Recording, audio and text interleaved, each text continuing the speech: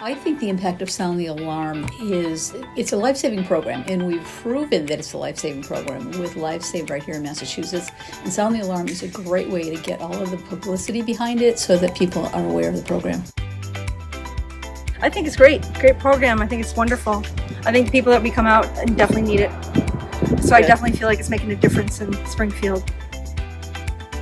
Installing these smoke alarms, people are so grateful for our help.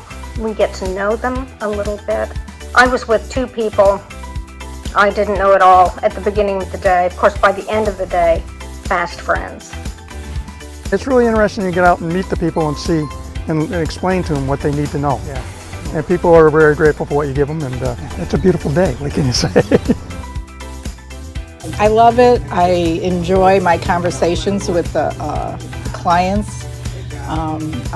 Some are just very talkative, and I just love working with them, and I love doing this program. It was a lot of fun. I got to see everybody who checked in, old friends, made some new friends. I guess the lesson for me in this is really important to be part of it. What volunteer program can anybody do where you can honestly say, I saved a life?